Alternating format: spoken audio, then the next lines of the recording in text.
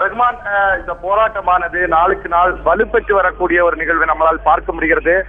முதலாவதாக மதுரை அலங்காநல்லூரில் ஆரம்பித்த ஜல்லிக்கட்டு நடத்தியாக வேண்டும் என்ற, அதாவது நடத்த வேண்டும் என்ற இந்த போராட்டமானது தற்பொழுது தமிழகம் முழுவதிலுமே இந்த போராட்டமானது நடைபெற்று வருகிறது. தற்பொழுது சென்னையில் நடைபெறக்கூடிய, அதாவது சென்னை மெரினா கடற்கரை பகுதியில் நடைபெறக்கூடிய இந்த போராட்டத்தில் நேற்று நாம் பார்க்க முடிந்தது லட்சக்கணக்கானோர், இந்த மாணவர்கள், இளைஞர்கள், பெண்கள் என ஏராளமானோர், லட்சக்கணக்கானோர் இந்த பகுதியில இந்த போராட்டத்தில் ஈடுபட்டு வந்ததை நம்மளால் பார்க்க முடிந்தது. அதே போலத்தான் அதே காட்சிகளைத்தான் நாம் இப்பொழுதும் பார்க்க முடிகிறது. இந்த பகுதியில் இந்த கடலோர, அதாவது சென்னை மெரினா கடற்கரை பகுதி முழுவதிலுமே தற்பொழுது மக்கள் வெள்ளமாக காட்சியளிக்கிறது. இங்கு வரக்கூடிய மாணவர்கள் அனைவருமே தமிழ் உணர்வோடு தற்பொழுது இந்த பகுதியில் இருக்கிறார்கள். தமிழர்களுடைய பாரம்பரியத்தை காக்க வேண்டும், தமிழை காக்க வேண்டும் என்று அவர்கள் கோஷம் எழுப்பக்கூடிய காட்சிகளையும் பார்க்க முடிகிறது. அவர்கள் இந்த பகுதியில் ஜல்லிக்கட்டு நடத்தியாக வேண்டும், தமிழர்களுடைய உரிமையை காக்க வேண்டும் என்பதெல்லாம் குறித்து தற்பொழுது இந்த பகுதியில் கோஷங்கள் எழுப்பி வருகிறார்கள். ஜல்லிக்கட்டை நடத்தியாக வேண்டும் என்று ஆரம்பித்த இந்த போராட்டமானது தற்பொழுது மிகவும் தீவிரமடைந்திருக்கிறது.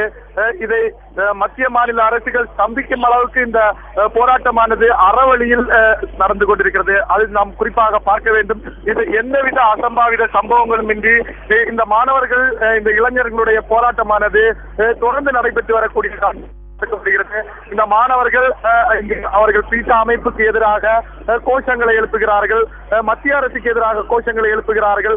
இந்த பகுதி, அதாவது நேற்று தமிழக முதலமைச்சர் நேற்று முன்தினம் தமிழக முதலமைச்சர் பாரத பிரதமரை சந்தித்து வந்திருந்தார். ஜல்லிக்கட்டு நடத்தியே ஆக வேண்டும் என்று இவர்கள் வைத்த கோரிக்கையை முன்வைத்து அவர் பாரத பிரதமர் பல விஷயங்கள் குறித்து எடுத்துரைத்ததாக கூறப்பட்டது. ஆனால் இவர்களுடைய கோரிக்கையெல்லாம் ஜல்லிக்கட்டு நடத்தும் வரை நாங்கள் இங்கிருந்து கலைந்து செல்ல போவதில்லை என்று உறுதியாக இருக்கிறார்கள். இவர்களுடைய திட்டவட்டமான இந்த பதிலை தொடர்ந்து நேற்று தமிழக முதலமைச்சர் வாடிவாசல் வழியாக சாலைகள் துள்ளி குதித்து வரும், அதை நானே தொடங்கி வைப்பேன் என்றெல்லாம் கூறியிருக்கிறார்.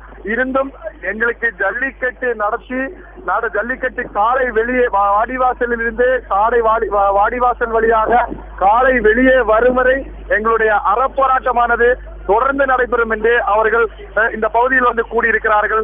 நேரம் செல்ல செல்ல இந்த பகுதி முழுவதிலுமே தற்பொழுது கூட்டமானது அதிகமாக வந்து கொண்டிருக்கிறது. சென்னை மட்டுமல்லாமல் தமிழகத்தின் பல்வேறு பகுதிகளில் இந்த போராட்டங்கள் நடந்தாலும் சென்னையில் நானும் ஒரு தமிழ் உணர்வாளனாக இந்த போராட்டத்தில் கலந்து கொள்ள வேண்டும் என்று ஒவ்வொருவரும் தற்பொழுது இந்த பகுதிக்கு கூடி வருகிறார்கள். இது போல ஒரு புரட்சிகரமான ஒரு போராட்டம் நாம் இதுவரைக்கும் மாணவர்கள் இந்த அளவுக்கு ஒரு போராட்டம் நடத்தி இருக்கிறார்களா என்று எண்ணும் அளவிற்கு இந்த போராட்டமானது தற்பொழுது நடந்து வருகிறது.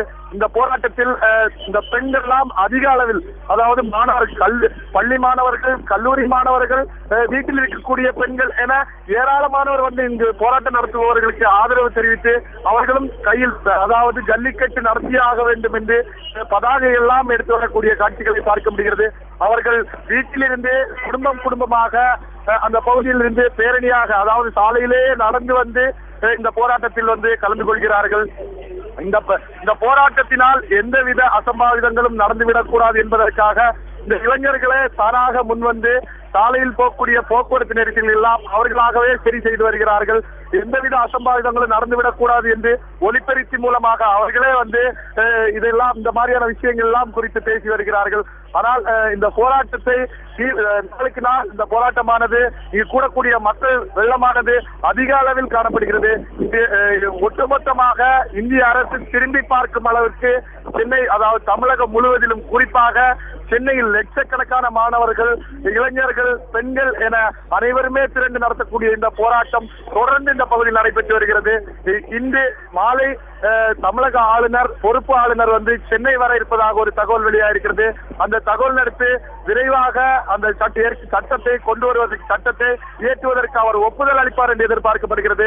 அவர் ஒப்புதல் அளிக்கும் பட்சத்தில் நாளை அல்லது நாளை மறுநாள் உடனடியாக மதுரை முழுவதும், அதாவது அலங்காநல்லூரில் ஜல்லிக்கட்டிற்காக தொடங்கிய போராட்டமானது அந்த பகுதியில் வாடிவாசல் வழியாக காலை வருவதற்கான வாய்ப்பு இருக்கிறது.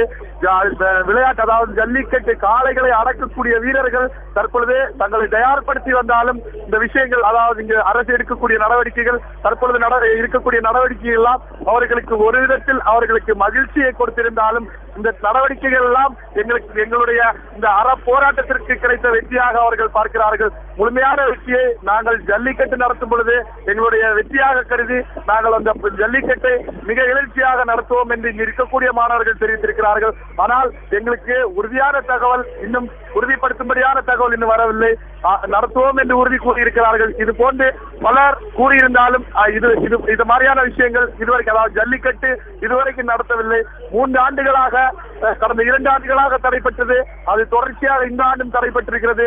ஜல்லிக்கட்டை நடத்துவரை எங்களுடைய போராட்டம் தொடரும் என்று திட்டவட்டமாக அறிவித்து தற்பொழுது லட்சக்கணக்கான மாணவர்கள் ஒன்று கூடியதை தொடர்ந்து தற்பொழுது அதற்கு ஒரு விடிவு காலம் பிறந்திருக்கு என்று சொல்ல வேண்டும்.